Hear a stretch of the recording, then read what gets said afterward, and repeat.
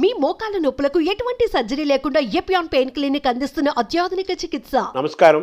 మనతో పాటు బ్రహ్మశ్రీ చాగంటి కోటేశ్వరరావు గారు ఉన్నారు. తెలుగువారికి ప్రపంచంలో ఏ మూలన ఉన్నా కానీ ఏమాత్రం పరిచయం అవసరం లేని ప్రపంచ ప్రఖ్యాత ప్రవచనకర్త. అటువంటి చాగంటి కోటేశ్వరరావు గారికి ఆంధ్రప్రదేశ్ ప్రభుత్వం ప్రతిష్టాత్మకమైన సలహాదారు అనే ఒక పదవిని తెలుగు భాషకు ఒక అలంకారంగా అందజేశారు. కేవలం చాగంటి కోటేశ్వరరావు గారికి ఇచ్చినదని మనం భావించకూడదు. తెలుగు జాతికి సంస్కృతికి ప్రాతినిధ్యంగా వారి పేరును ఇచ్చినట్టుగా మనం భావిస్తూ వారితోటి ముచ్చటిద్దాము. అనేక విషయాలు తెలుసుకునే ప్రయత్నం చేద్దాం. నమస్కారం. అయ్యా నమస్కారం అండి. ముందుగా మీకు అభినందనలు.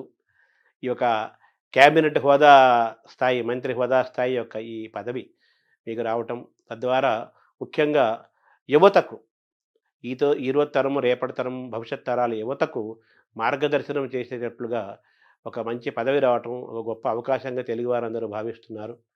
మీలాంటి వారు 4 మంచి మాటలు చెప్పటం వల్ల, వినటం వల్ల ఒక శక్తివంతమైన భారతదేశం తయారవుతుంది. బంగారు భవిత భారతదేశానికి ఏర్పడుతున్న విశ్వాసం తెలుగు ప్రజల్లో కలిగింది.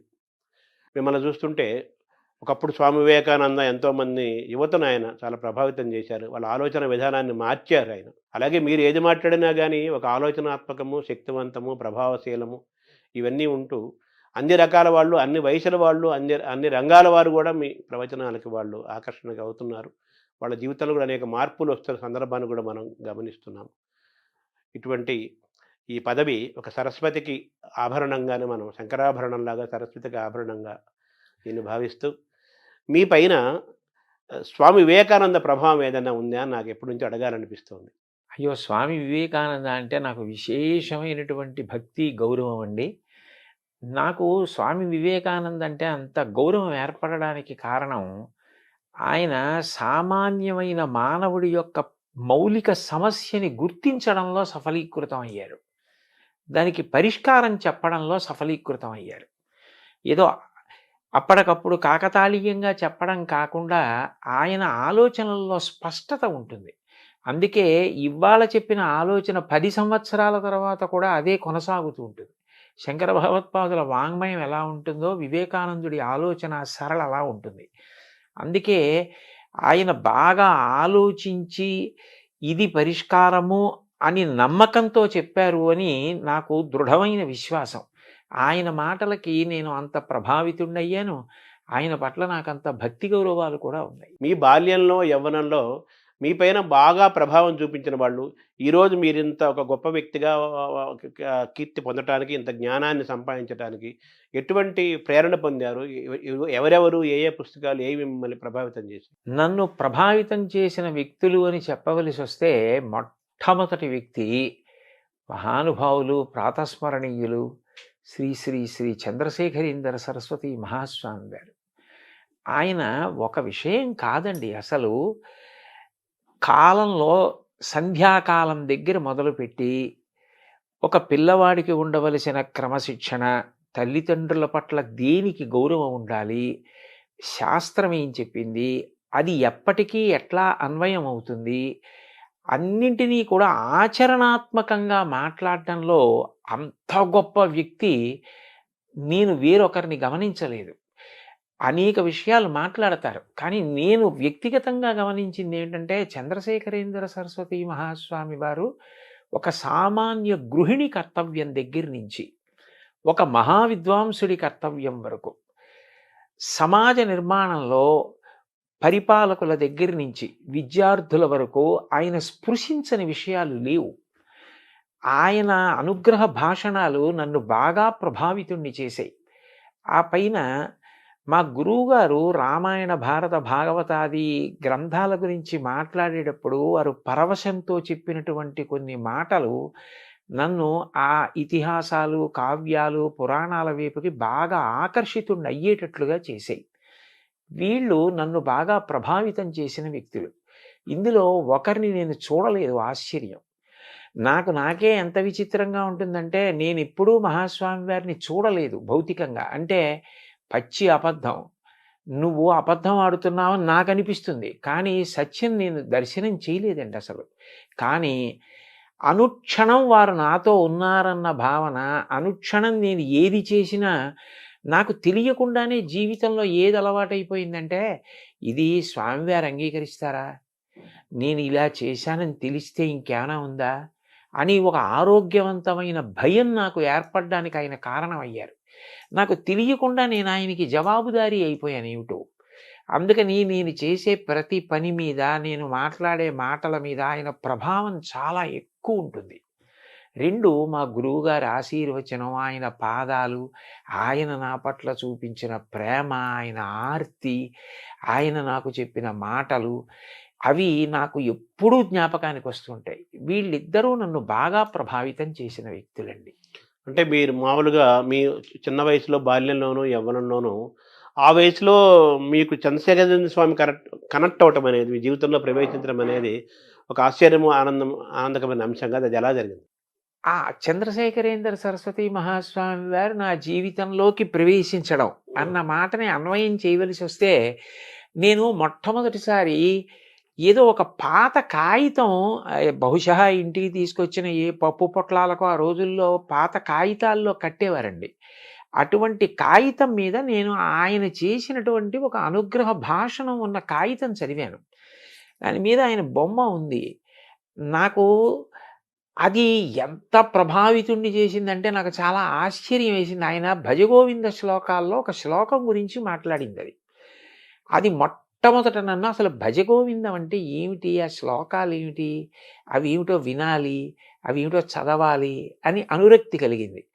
అట్లా అనుకోకుండా నన్ను అటు తిప్పిన వ్యక్తి ఆయన. కానీ అప్పటికి ఆయన ఉన్నారు. కానీ నాకు చిన్నతనం. నేను ఆ 10వ తరగతి అవి చదువుతున్న రోజులు. ఆ రోజుల్లో కంచి వెడదాం, కామకోటి పీఠానికి వెడదాం, పీఠాధిపతి దర్శనం చేద్దాం, అటువంటి ఆలోచనలు వచ్చే అవకాశం కాదు. అలా ఇంట్లో మాట్లాడే అవకాశాలు అవి ఉండేవి కావు.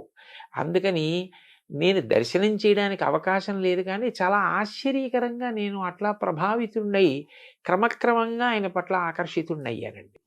మీ మాటల్లో తప్పనిసరిగా వచ్చే పేర్లు 2 పేర్లు ప్రధానంగా ఉంటాయి. ఒకటి ఆదిశంకరాచార్యులు, 2 చంద్రశేఖరేంద్ర సరస్వతి స్వామి. వారు ఆధ్యాత్మిక మార్గంలో ప్రయాణం చేశారు. వాళ్ళు బ్రహ్మచారులుగా చేశారు. సాక్షాత్ పీఠాధిపతి అయ్యారు.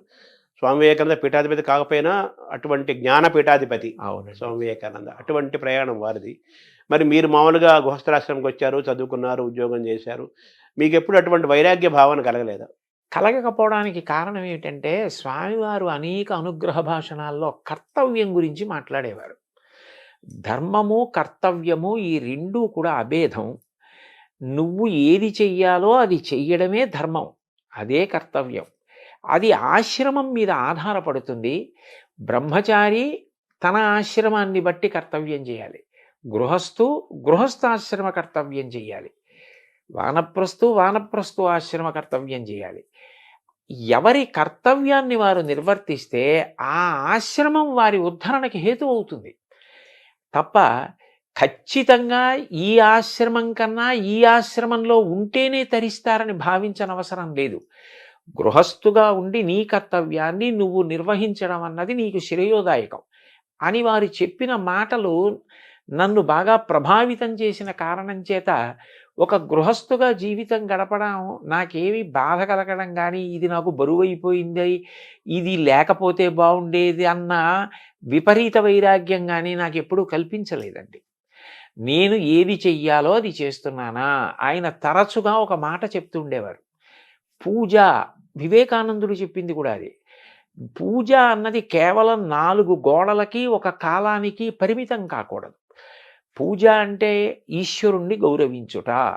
ఈశ్వరుని గౌరవించుట అంటే ఆయన చెప్పినట్లు బ్రతుకుట. క్రమక్రమంగా పూజ ఉదయం మొదలైంది విస్తరిస్తే, నేను ఇవాళ ఎన్నిసార్లు ఆయన చెప్పినట్లు బ్రతికాను. ఆయన చెప్పినట్లు బ్రతకడానికి అవసరమైతే నాకు ప్రలోభ పెట్టగలిగిన విషయాల్ని కూడా నేను పరిత్యజించగలిగాను. ఆయన సంతోషించాలని వదిలిపెట్టేశా. అది ధర్మచట్రంలో ఇమడదంటే.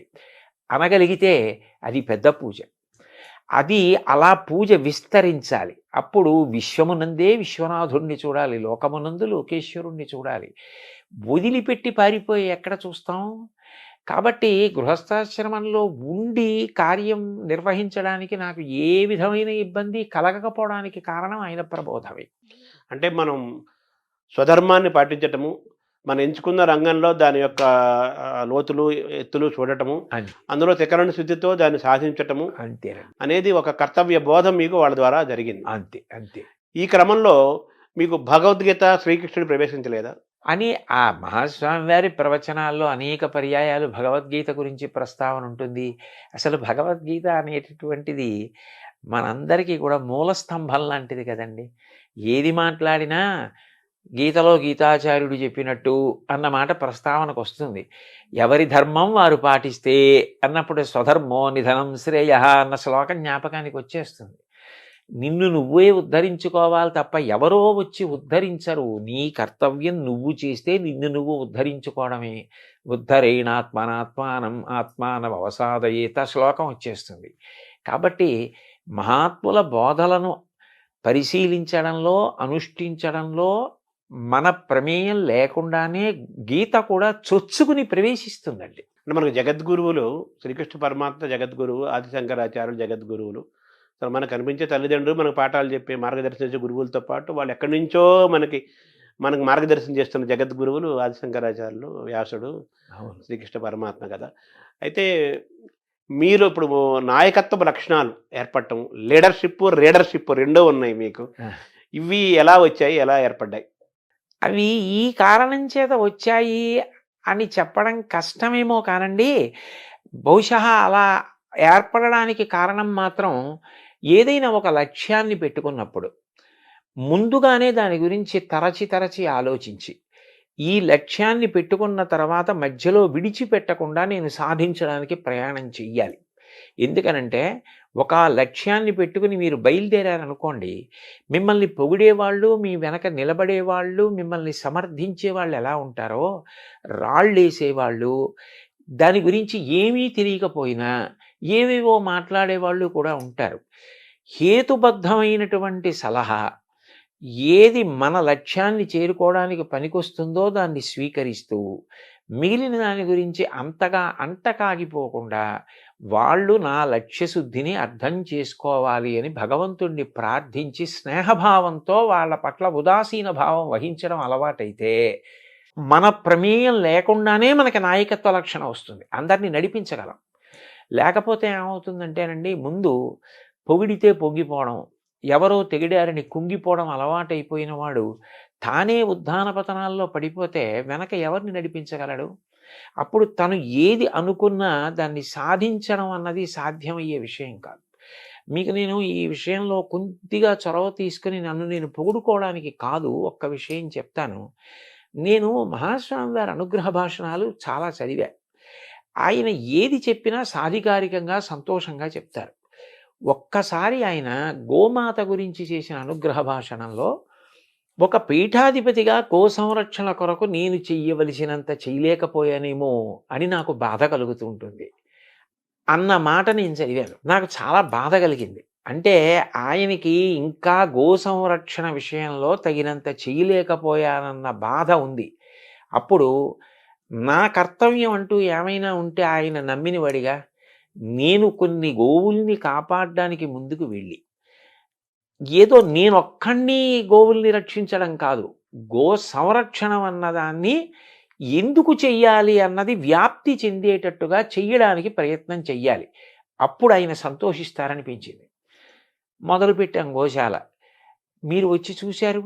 అది ఇవాళ అంత గొప్పగా నడుస్తూ ప్రతిరోజు 2 పూటల 60-70 మంది కార్యకర్తలు వచ్చి స్వచ్ఛందంగా పనిచేసి అంత సంతోషంగా అక్కడ కార్యం జరుగుతోంది అంటే ముందు నమ్మకం ఉండాలి. మొదలుపెట్టిన తర్వాత ఎన్నో విమర్శలు వచ్చాయి. వెనక్కి లాగేవాళ్ళు వచ్చారు, ముందుకు తోసేవాళ్ళు వచ్చారు. ముందుకు తోస్తే పడిపోకుండా, వెనక్కి లాగితే తూలిపోకుండా నిభాయించుకుని పెద్ద ఆయన చెప్పిన మాట మనకుందన్న నమ్మకంతో వెళ్ళిపోవడంలోనే లక్ష్యశుద్ధి. అక్కడ నాయకత్వం తయారవుతుందండి. ఇది మీలో ఇంత ఒక దృఢమైన అచంచలమైన ఒక పట్టుదల, ఆ స్వభావము, దేనికి వంగకుండా పొంగకుండా ఉండే లక్షణాలు, ఇవన్నీ కూడా మీకు ఆదిశంకరాచార్యులు, జగద్గురు చంద్రశేఖరేంద్ర సరస్వతి స్వామి వారు, వివేకానంద వీళ్ళ యొక్క స్ఫూర్తి మీ పైన ఉందని అనుకోవాలి, వాళ్ళ వాక్కుల యొక్క ప్రభావం. ఖచ్చితంగానండి. ఎందుకంటే వివేకానందుడు ఎన్ని కష్టాల్లో పడ్డారండి. శంకరాచార్యులు వారు ఎన్ని కష్టాలు పడ్డారు. ఆయన్ని శారీరకంగా కూడా అంతం చేసేద్దామని ప్రయత్నం చేశారు. ఎవరి మీద ఆయన శత్రుభావన పెట్టుకోవాలి.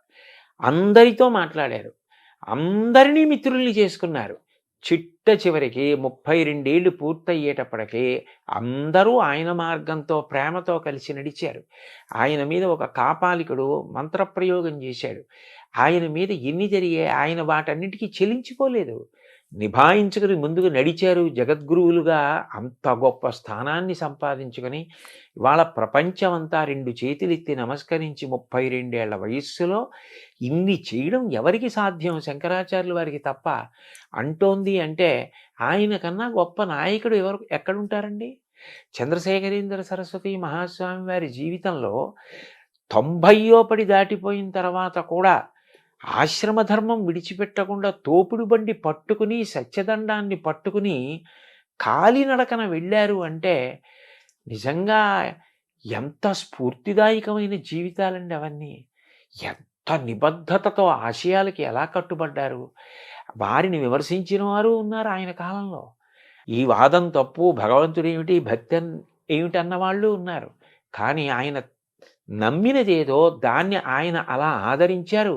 అన్నిటికన్నా విశేషం ఏంటంటే ఇతరులను కూడా అంత గౌరవించారు. ఏదో తన భావానికి వ్యతిరేకించిన వాళ్ళని ఆయన ఎప్పుడు విమర్శించడం కానీ తక్కువ చేయడం కానీ చేయలేదు. నాకు మహాస్వామి వారిలో చాలా నచ్చే విషయం ఏమిటంటే ఒకసారి నాస్తికుల గురించి ఆయన మాట్లాడారు.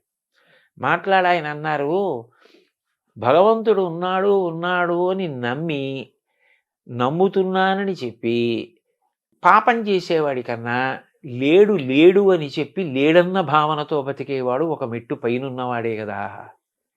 ఎంత గొప్ప స్పష్టత అండి. మనకంటే వాడు ఎక్కువ ఆలోచించాడని స్పష్టతే కదా. ఆయన సిద్ధాంతానికి కట్టుబడ్డాడు. ఆయన నీ సిద్ధాంతానికి నువ్వు ఎక్కడ కట్టుబడ్డావు? ఉన్నాడు అంటున్నావు. ఉన్నాడు అని అంటున్నప్పుడు ఉన్నాడన్నవాడి పట్ల భక్తి భయాలతో నువ్వు అట్లాగే గౌరవంగా బ్రతకాలి. మరి నువ్వు పాపం వైపు అందుకు అనురక్తుడవుతున్నావు. అలా అవ్వకూడదు కదా అని ఇటువైపున ప్రబోధము చేస్తూ అటువైపు ఒక సిద్ధాంతానికి నమ్మితే కట్టుబడ్డం అన్నది ఏదైనా కూడా అది వాళ్ళ గొప్పతనము అని చెప్పి పొగుడుతూ మాట్లాడడం నిజంగా ఆయన సామరస్యానికి, ఆయన మంచితనానికి, అవగాహనకి ఎంత మంచి ఉదాహరణ అండి. ఇప్పుడు మీరు చంద్రశేఖర సరస్వామి చెప్పారు. ఆదిశంకరాచార్యులు కూడా ఆ సేతు సీతాచలము కాలినడక నడిచి అనేక పీఠాలు స్థాపించి ఎంతో జ్ఞానాన్ని మనకు పంచి ఒక 1,00,000 మంది కలిసి కొన్ని వేల సంవత్సరాలు చేయని పని ఒక్కడు చేశారు కదా. అవునండి. ఆయన ప్రభావం చంద్రశేఖర సరస్వతి స్వామి మీద తప్పనిసరిగా ఉంటుంది కదా. ఖచ్చితంగా వారందరి ప్రభావం మీ పైన ఉంది. అవునండి. అంతే కదా. తర్వాత మామూలుగా ఇప్పుడు వ్యక్తిత్వ వికాసం అని, పర్సనాలిటీ డెవలప్మెంట్ అనే మాటలు మనం సహజంగా వింటున్నాం. మన భారతదేశంలో మనకి చాలా జ్ఞానాన్ని ఇచ్చి వెళ్ళారు. ఇది యోగ భూమి, జ్ఞాన భూమి అంటారు కదా. అయినప్పటికీ ఇంకా మనం వికాసం చెందలేదు. ఇంకా పిల్లలకి, యువతకి వ్యక్తిత్వ వికాసం జరగాలి అనే ఒక ఆలోచనలో ఉంటున్నాం కదా. దీన్ని ఎలా చూస్తున్నారు? అంటే నేను అనేది ఏమిటంటేనండి, కాలంలో అనేక మార్పులు వచ్చాయి. నేను చదువుకునే రోజుల్లో దృష్టిని అన్య విషయాల వైపుకి లాగేసే విషయాలు చాలా తక్కువ. కాబట్టి చదువుకోవడం మీద, క్రమశిక్షణగా ఉండడం మీద అవకాశాలు ఎక్కువ ఉండేవి.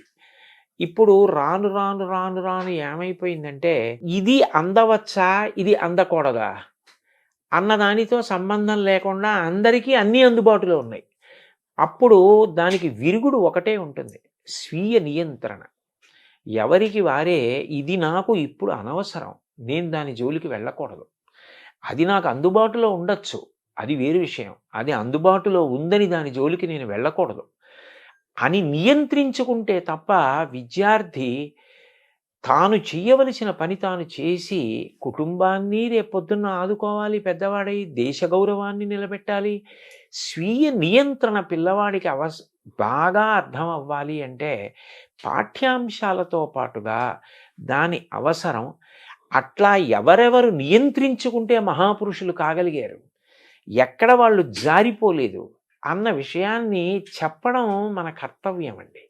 అది మనం చెప్పగలిగితే వాళ్ళు ప్రతిదాన్ని పనికొచ్చేటట్టుగా ఉపయోగించుకుంటారు. అట్లా ఉపయోగించుకున్నాడు అనుకోండి, చక్కగా వాళ్ళు వృద్ధిలోకి వస్తారు, దేశానికి పేరు ప్రఖ్యాతులు వస్తాయి, తల్లిదండ్రులు సంతోషంగా ఉంటారు. నేను 2 పిల్లల్ని పెంచాను, పెద్ద చేశాను, చదివించాను. ఇప్పుడు మనవలు చదువుకుంటున్నారు. ఒకటి తాతగారి స్థాయికొచ్చేసాను గాబట్టి ఆ అనుభవం ఉంది. 2 కొన్ని వేల ఆధ్యాత్మిక ప్రవచనాలు చేశా.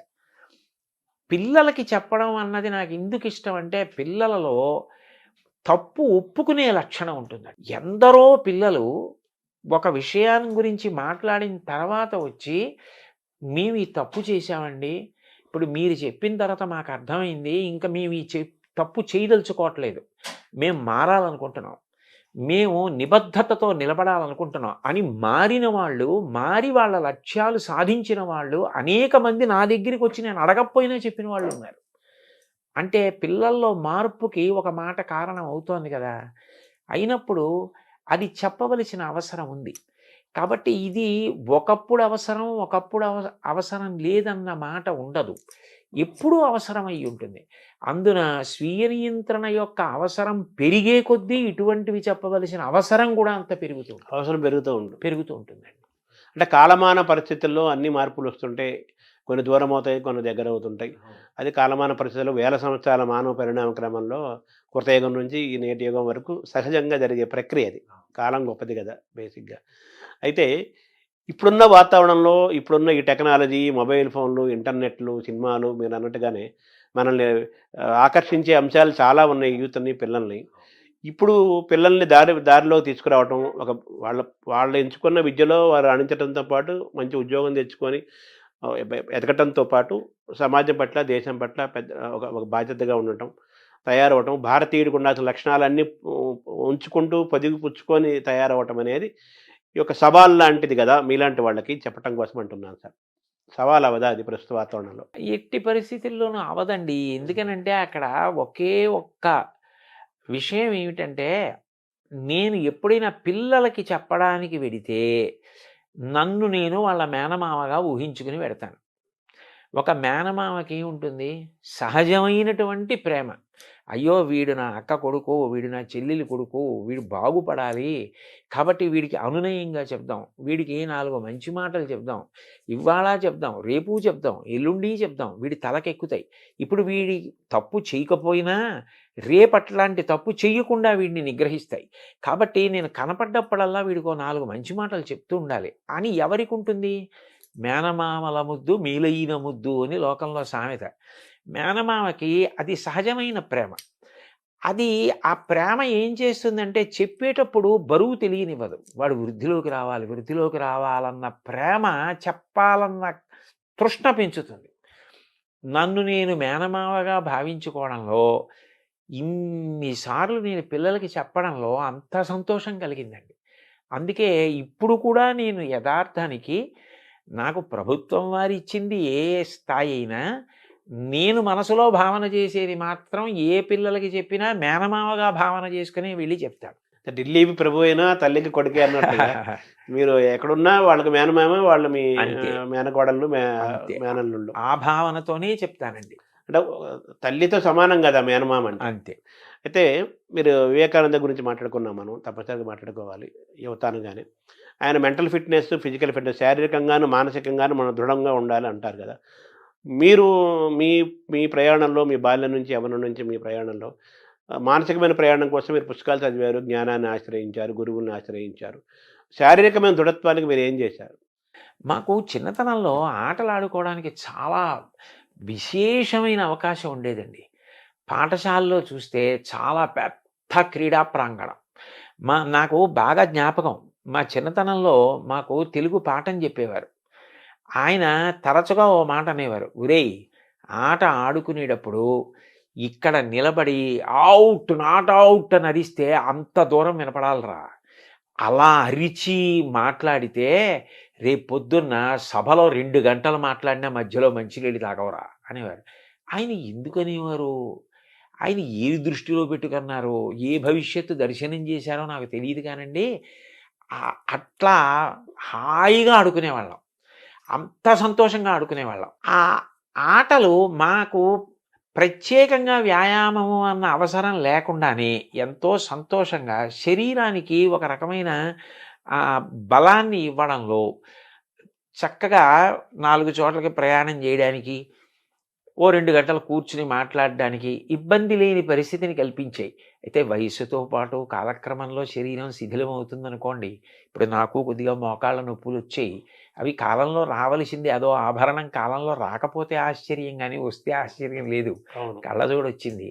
కానీ ఇంతకాలం నుంచి శరీరం సహకరించింది అంటే దానికి మేము ఆడుకున్న ఆటలు ప్రధానమైన కారణం.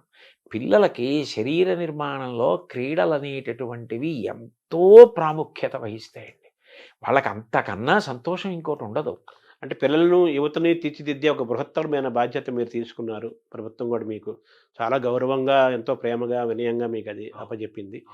అయితే మీరు చదువుకున్న కాలానికి కాలం మారుతోంది. విద్యా విధానం గూడా అంత అనుకూలంగా కనిపించట్లేదు కదా! ఈ ఆటలు పట్ల ఎంతసేపటి చదువు, చదువు, చదువు లేదా ఎంసెట్ లేదా సాఫ్ట్‌వేరు ఈ మాటలే వినిపిస్తున్నాయి తప్పితే చదువు, జ్ఞానము, సంగీతము, కళలు, ఈ ఆల్ రౌండ్ డెవలప్‌మెంటు, పరిపూర్ణ వ్యక్తిత్వ నిర్మాణము ఇవన్నీ కూడా దూరమవుతూ మీరంటే ఆటలు దూరమైనయి. చాలా దూరమవుతున్నాయి గదా! సో, యువత బాగా తయారవ్వాలి, బాల్యంలో మంచి ఒక పరిణామం ఏర్పడాలి అంటే ఆటలు చాలా ముఖ్యమైన కళలు ముఖ్యం గదా! ఈ వాతావరణం ముఖ్యమవుతున్న కాలంలో మీరు ప్రభుత్వానికి గానీ, విద్యాశాఖలకు గానీ మీరేమన్నా సూచిస్తారా? దాన్ని ఎలా తీసుకెళ్తారు? నేను పిల్లలకైనా, ప్రభుత్వానికైనా, ఉపాధ్యాయులకైనా, పాఠశాలల యొక్క యాజమాన్యానికైనా చెప్పాలి అనుకునే విషయం ఒక్కటేనండి. అసలు ముందు శరీరం అన్నది దృఢంగా ఉండి, శరీరం సహకరిస్తే అప్పుడు ఆ వ్యక్తి ఏదైనా చేయగలుగుతాడు. శరీరం దృఢంగా లేకపోతే అతను మానసికంగా ఎంత బలవంతుడైనా కార్యం చేయలేడు. మానసికంగా ఎంత ధైర్యం ఉన్నవాడైనా శరీరం సహకరించకపోయినా చేయలేడు. మనసుకి శిక్షణ ఉండాలి. మనసు ధైర్యంగా ఆటుపోట్లను ఎదుర్కోవాలి. శరీరం కార్యం చేయడానికి ఆరోగ్యవంతంగా సహకరించాలి. శరీరం సహకరించాలంటే 2 ఉండాలి. ఒకటి, మంచి ఆహారం తినాలి. ఏదో రుచి కోసం కాదు. ఆహారం అనేది శరీర నిర్మాణానికి పనికొచ్చేదై ఉండాలి. అటువంటి ఆహారం తినడం మీద ఆభిముఖ్యం ఉండాలి. 2, వ్యాయామం లేకపోతే సంధిబంధాలు సడలిపోతాయి. అవి రేపొద్దున్న ఉపయోగపడవండి. ఓ 2 మైళ్ళు నడవవలసి వస్తే నడవలేరు, ప్రయాణం చేయలేరు, ఎండలో నిలబడవలసి వస్తే నిలబడలేరు. అట్లా ఉండకూడదు. శరీరం రాటు పోటు తట్టుకుని సహకరించేదై ఉండాలి. అట్లా లేకపోతే వాడు ఎంత చదువుకొనివ్వండి, వాడు చాలా పెద్ద ఇంజనీర్ అయ్యాడండి, అయితే మాత్రం అతని ఎండలో ఒక అరగంట నించోలేకపోతే, ఓ 4 మైళ్ళ దూరం ఒక పూటంతా తిరగలేకపోతే అతను ఎలా ఈ కార్యాన్ని సాధించగలుగుతాడు? మోక్షగుండం విశ్వేశ్వరయ్య గారు అంత వృద్ధుడైపోయిన తర్వాత కూడా ప్రధానమంత్రి అడిగారు అని చెప్పి విమానం ఎక్కి చాలా తక్కువ ఎత్తులో గంగానది అవన్నీ పరివాహక ప్రాంతాలన్నీ పరిశీలించి ఆనకట్టల నిర్మాణానికి సూచనలు చేశారు. అంత నియమబద్ధంగా, అంత ఆరోగ్యంగా ఉండేవారు. దానికి పూర్వం ఉన్న పెద్దలందరూ పాటించిన ఆహారం, వ్యాయామం ఈ 2 చాలా అవసరం. అవి ఎంత అవసరమో మానసికంగా మనిషి ఏదైనా కష్టం వచ్చినప్పుడు తట్టుకోవడానికి సిద్ధంగా ఉండాలి. ఎందుకనంటే ఎప్పుడూ మనం అనుకున్నట్టు జరిగితే ఆశ్చర్యం ఏముంటుందండి? లోకంలో అన్నీ మనం అనుకున్నట్టు జరగవు. ఒక్కొక్కసారి మనం ఒకటి అనుకుంటాం, అది జరగదు. చతికిల పడకూడదు, ధైర్యంగా ముందుకెళ్ళాలి. దానికి పిల్లలకి మానసికంగా ఉత్సాహం కల్పించాలి. శారీరకంగా దృఢత్వం పొందడానికి ఆ అవకాశం కూడా కల్పించాలి. అంటే ప్రస్తుత విద్యా విధానంలో ఇంకొన్ని కాలేజీలు, కొన్ని స్కూల్స్‌లో ఏసీ బస్సులు, ఏసీ రూములు అంతా ఏసీమయమై సుఖమయమైపోయిన ఏదో స్టార్ హోటల్స్ లాగా ఉన్న వాతావరణంలో మీరన్నట్టుగా ఎండకు ఎండి, వానకు తడిసి, గాలికి తిరిగి ఆ ప్రకృతికి ఫేస్ చేసి అన్నిటిని తట్టుకోగలిగే మానసికంగా, శారీరకంగా తట్టుకునే శక్తి ఒకప్పుడు ఉండేది. అవునండి. దానికి దూరం అవుతున్నారు కదా! అవును. సో, మీరొక బాధ్యత గల ఒక క్యాబినెట్ మంత్రి హోదాలో మీరు వస్తున్నారు కాబట్టి ప్రభుత్వాలకి అట్‌లీస్ట్ మన ఆంధ్రప్రదేశ్ ప్రభుత్వానికైనా గానీ ఇవన్నీ అవసరం చాలా ఉంది కాబట్టి మళ్ళీ ఒకప్పుడు వాతావరణానికి దగ్గర చేయాల్సిన అవసరం కూడా ఉందనిపిస్తుంది కదా! మీరు చెప్పిన అవునండి. మాటలు బట్టి. అవునవును. అవును. సో, ఇవి కూడా మీరు తెలియజేసే అవకాశం ఉందా? అయ్యో! తప్పకుండా. వారు నన్ను అంత ప్రేమగా మీరు మాకు సూచనలు చెయ్యండి అని అడిగినప్పుడు, ఇవి అవసరమో అని ఏది నేను నమ్మానో అది చెప్పడంలో తడబాటే ఉండదండి. తప్పకుండా చెప్తాను. అంటే తర్వాత మీకు ఇచ్చినది కూడా మీకు ఎంతో మీకు బాగా గో సంరక్షణ ఇష్టమైన అంశం. యువత అంటే మీకు చాలా ఇష్టము. మీకు చాలా ఎంతో ఇష్టమైంది అంశమే మీకు వచ్చింది అనుకోకుండా. అవునండి. అవును. ఇది మీ మనసుకి ఇష్టమైన అంశం. చెప్పాలనుకున్న అంశానికి దానికి ఒక అధికారికమైన ముద్ర పడింది అంతే. అవును. అవును. కదా! అవును. సో, అయితే మన ఈ పెంపకంలో యువతను బాల్యులను పిల్లల్ని తయారు చేసే క్రమంలో పెంపకం కూడా చాలా ఇంపార్టెంట్ కదా! అవును. అవును. అక్కడ కూడా ఇప్పుడు ఒకప్పుడు వాతావరణం లేదు కదా! లోపం జరుగుతోంది కదా! అవును. సో, దాన్ని మనం ఎలా అధిగమించాలి? అది తల్లిదండ్రులకి సహజంగా భగవంతుడిచ్చిన గొప్ప వరం ఏమిటంటే, పిల్లలలో అంతర్లీనంగా ఉన్నటువంటి నైపుణ్యాన్ని గుర్తించగలిగిన లక్షణం ఉంటుందండి. ఇప్పుడు సర్ ఆర్థర్ కాటన్ అంత గొప్ప ప్రాజెక్టు బ్యారేజ్ కట్టారు. దానివల్ల లక్షల ఎకరాల సాగు జరుగుతోంది. చిన్నతనంలో హోర్న వాన పడుతుంటే ఆయన అన్నగారితో కలిసి వీధిలో నడుస్తుంటే వర్షపు నీరు వస్తుంటే దాన్ని ఆయన పుల్ల ముక్క తీసుకుని చిన్న చిన్న కాలవలుగా కలిపి ఆ ప్రవాహాన్ని అంతటినీ పెద్దది చేసి పల్లం వైపుగా నడిపించడం చూసి అన్నగారు వెళ్ళి తండ్రికి చెప్తే, వీడికి నీటి ప్రవాహాన్ని నియంత్రించడం, పల్లం వైపుకి నడిపించడం ఇష్టమని ఇరిగేషన్ వైపుకి చదివించారు. ఎంత ఉపయుక్తపడ్డాడు మహానుభావుడు. ఆయన్ని కాటన్ అంటే ఎవరో విదేశీయుడిగా చూడరు. ఉభయ గోదావరి జిల్లాల్లో మీకు ఎన్ని విగ్రహాలు కనపడతాయో.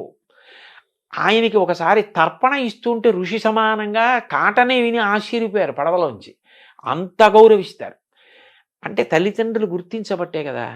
రవీంద్రనాథ్ ఠాగూర్ గారిలో చిన్నప్పటి నుంచి కవిత్వం మీద ఆసక్తి ఉందని దేవేంద్రనాథ్ ఠాగూర్ గుర్తించి కవిత్వం వ్రాయడానికి అవకాశం కల్పించబట్టి కదా సాహిత్యంలో నోబెల్ ప్రైజ్ వచ్చింది. తల్లిదండ్రులు ఎంతసేపు వీడు ఇదే కావాలి అన్న ఆలోచన కాకుండా పిల్లల్లో అంతర్లీనంగా ఉన్న నైపుణ్యాన్ని గుర్తించగలిగితే ఓ చిట్టిబాబు గారు లాంటి వైణికుడు వస్తాడు, ఒక బాలమురళీకృష్ణ గారు లాంటి గానగంధర్వుడు వస్తాడు, ఓ ఘంటసాల వెంకటేశ్వరరావు గారు వస్తారు, అట్లాగే ఒక గొప్ప శిల్పి జక్కన లాంటి శిల్పి వస్తాడు. వాళ్ళకి అసలు అనేక విషయాలు పిల్లలకి చూపించి వాళ్ళ అనురక్తి దేని వైపు నిలబడుతోందో అటువైపు ప్రోత్సహిస్తే మళ్ళీ అన్ని రంగాల్లోనూ వృద్ధి ఉండాలి కదండి. ఇప్పుడు ఆంధ్రదేశం అంటే ఒకప్పుడు విశ్వనాథ సత్యనారాయణ గారు, గుర్రం జాషువా గారు, కొప్పరపు కవులు వాళ్ళందరూ రాసిన గ్రంథాలు, ఆ పద్యాలు, పుస్తకాలు ఎంత చెప్పుకుంటాం. అట్లాంటి కవులు రావాలి, గాయకులు రావాలి, వైణికులు రావాలి, సంగీత విద్వాంసులు రావాలి, రచయితలు రావాలి.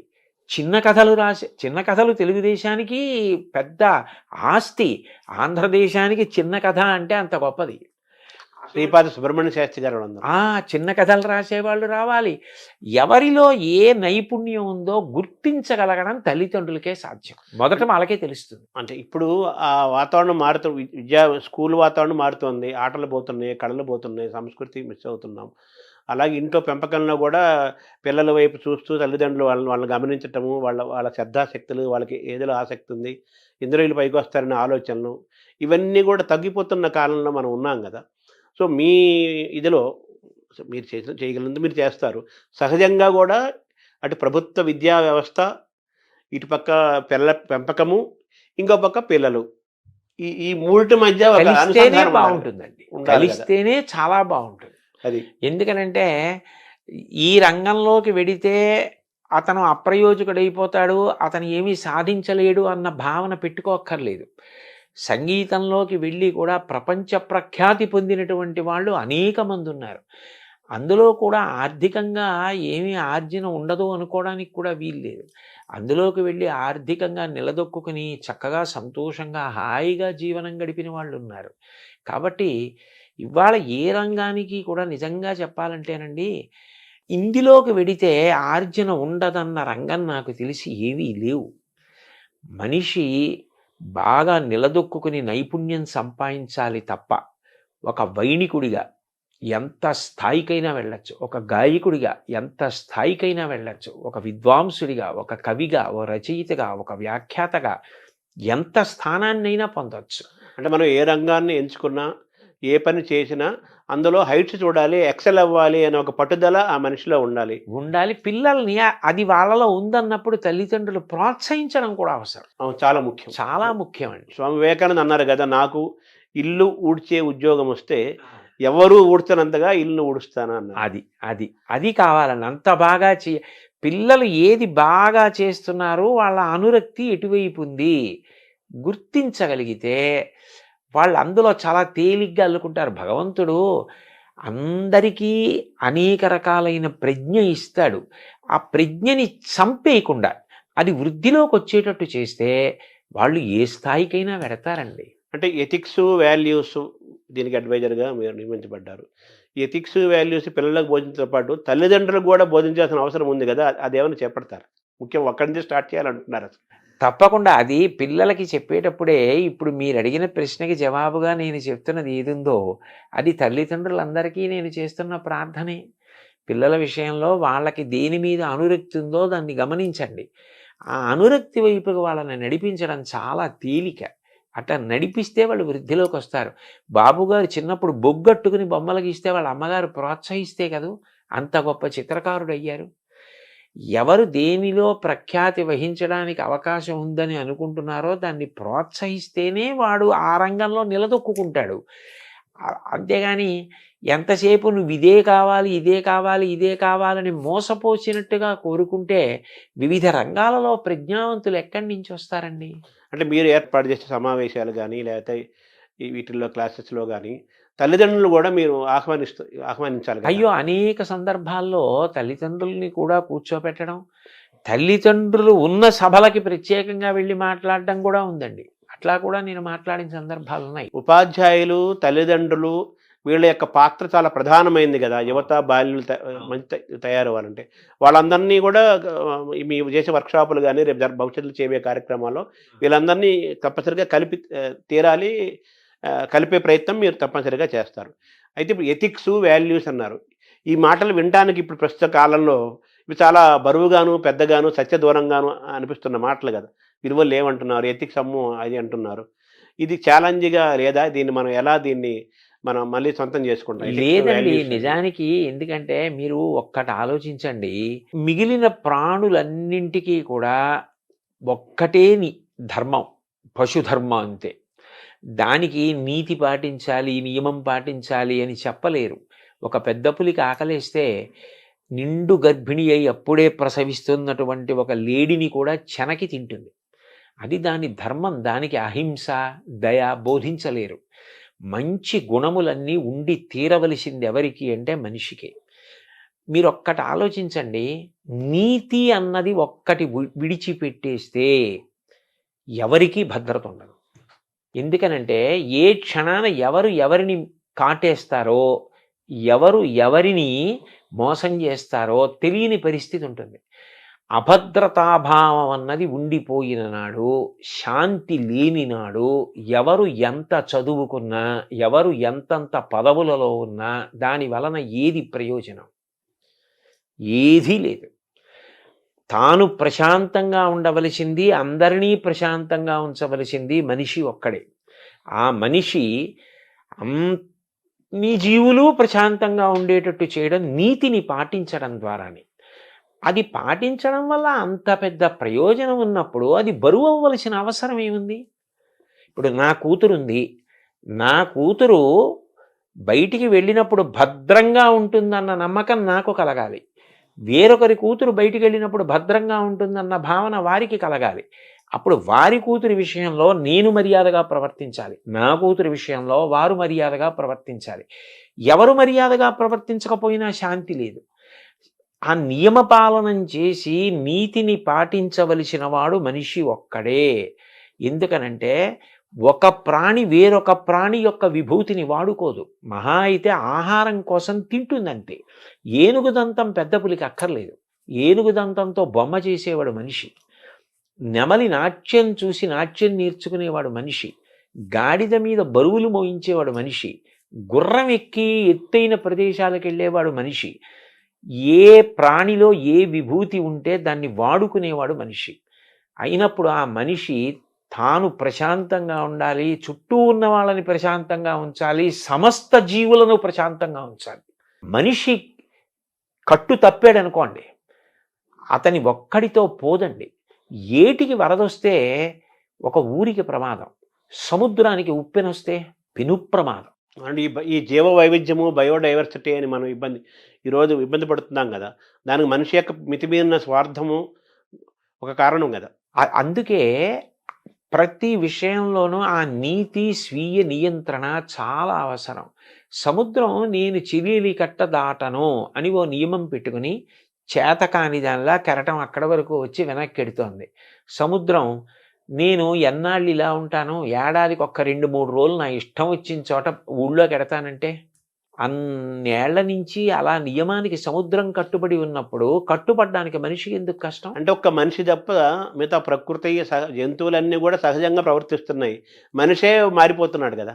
అంత మారిపోవలసిన అవసరం లేదండి. అదే. అయితే అతి తెలివితేటలు కూడా మంచిది కాదు. అదే. కాలం మారుతోంది, మేము మారుతున్నాం అంటూ ఉంటారు. కాలం మారడం అంటే కాలానికి ప్రధానం సూర్యచంద్రులు. సూర్యుడు తూర్పును ఉదయించడం మానేశాడా, పశ్చిమాన అస్తమించడం మానేశాడా? ఋతువులు 6 అలాగే ఏర్పడుతున్నాయి. శీతాకాలంలో చలేస్తోంది, హేమంత ఋతువులో మంచు పడుతోంది. ఎప్పుడు ఎలా ఉంటుందో అలాగే ఉంది. కాలం ఎక్కడ మారింది? కాలం ఏం మారలేదు. మనం మారి కాలం మీద నెట్టేస్తున్నాం. మారింది మనిషి ఒక్కడే మారాడు. కానీ ఆ మారడం మంచిగా మారితే పర్వాలేదు. మంచిని వదిలిపెట్టి మారకూడని రీతిలో మారి దాన్ని కాలం మీదకో ఇతరుల మీదకో నెట్టేస్తే తర్వాత ఆఖరణ ముప్పుని మాత్రం మనిషే మొట్టమొదట భరించవలసి ఉంటుంది. ఇప్పుడు మన కరోనాలు కానీ ప్రకృతి వైపరీత్యాలని అటువంటివి. మనిషి దూరమవుతున్న కాలంలోకి మనం వచ్చేసాం. ఇప్పుడు ఎథిక్స్, వాల్యూస్ అంటే పిల్లలకి ఈతుకు చెప్పాలంటే మామూలుగా physics, chemistry, mathematics, economics, history ఇవన్నీ ఉన్నాయి. ఇవి మరి మన మన పాఠ్యాంశాల్లో తగ్గిపోతున్నాయి కదా! ఒకటి పెద్ద బాల శిక్ష అవన్నీ ఉండేవి, శతకాలు ఉండేవి. మనం తెలుగు వరకు మనం మాట్లాడుకుంటే ఆంధ్రప్రదేశ్లో మాట్లాడుకుంటే అవి కూడా విద్యా విధానంలో సిలబస్‌లోకి తీసుకురావాల్సిన అవసరం కూడా ఉంది కదా!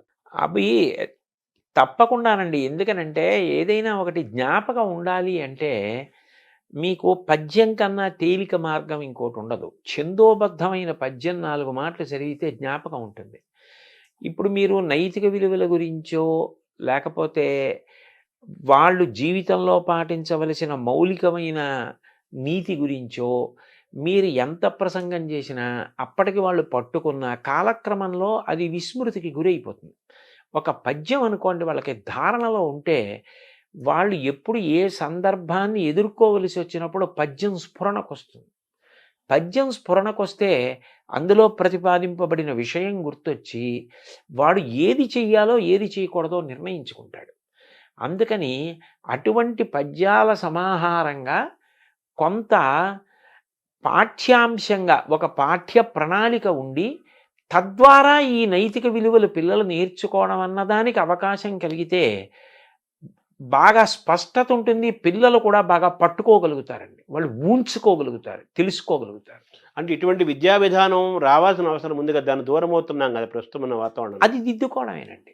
అదే. దాన్ని దిద్దుకుని ఏది చేస్తే పిల్లలకి మంచి జరుగుతుందో అది చేస్తే సరిపోతుంది. తర్వాత గురు శిష్య పరంపర కూడా, గురు శిష్య సంబంధాలు అనేవి చాలా ముఖ్యమైనవి. ముఖ్యంగా పిల్లలకి, యూత్‌కి వాళ్ళకి ముఖ్యమైనవి కదా! ఇప్పుడు గురు శిష్య సంబంధాలు అంత ఆరోగ్యకరంగా లేవు. గురువు అనే మాట చాలా పెద్ద సుదూరంగా వినపడుతున్న మాట. మనకు పాఠాలు చెప్పే టీచర్లు కనిపిస్తున్నారు, లెక్చరర్స్ కనిపిస్తున్నారు, ప్రొఫెసర్స్ కనిపిస్తున్నారు కానీ వాళ్ళని మార్గదర్శనం చేసే గురువు అనేవాడు పాఠాలు చెప్పిన వాళ్ళందరూ గురువులు అవ్వరు కదా! అవును. ఎవరైతే మార్గదర్శనం చేశాడో వాడు గురువు అవుతారు. మిగతా అంతా ఒక టీచర్లు, లెక్చరర్లు, ప్రొఫెసర్లు. గురువుల అవసరం ఈ జాతికి అవసరం ఉంది. నెక్స్ట్ ఒక ఉపాధ్యాయుడు, శిష్యుడు, విద్యార్థి, ఒక గురువు, ఒక విద్యార్థి మధ్య గురు శిష్య పరంపర సంబంధం చాలా గొప్పగా ఉండే కాలం నుంచి మనం వచ్చాం, ప్రయాణం చేశాం. ఇప్పుడు ఆరోగ్యక తల్లిదండ్రులు పిల్లల మధ్య ఎలాగే సంబంధాలు కొంచెం తగ్గుతున్నాయో గురు శిష్య సంబంధాలు కూడా మారుతున్న క్రమంలో ఉన్నాం కదా! మీ బాధ్యతలో గురు శిష్య సంబంధాలు పెంచాల్సిన అవసరం కూడా ఉంది. ఆ పట్ల కూడా కృషి జరగాలి కదా! జరగాలి. ఎందుకనంటే పాఠం చెప్పడం వరకే నా కర్తవ్యం తప్ప నా వ్యక్తిగత జీవితం పిల్లల్ని ప్రభావితం చేయడానికి వీల్లేదని చెప్పడం సాధ్యం కాదు. ఎందుకనంటే మీరు చూడండి, ఇది నేను కొత్తగా ఏదో చెప్తున్నది కాదు.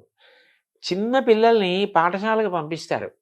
వాళ్ళు పాఠశాల నుంచి వచ్చేసి ఓ తువ్వాలో, ఓ పొడుగైన బట్టో, ఓ చీరలా చుట్టుకుని, ఓ సుద్దముక్క కట్టుకుని పాఠశాలలో టీచర్ గారు పిల్లల్ని ఎలా పిలుస్తారో అలా వాళ్ళు రకరకాల పేర్లతో పిలుస్తూ ఆ టీచర్ని అనుకరిస్తారు.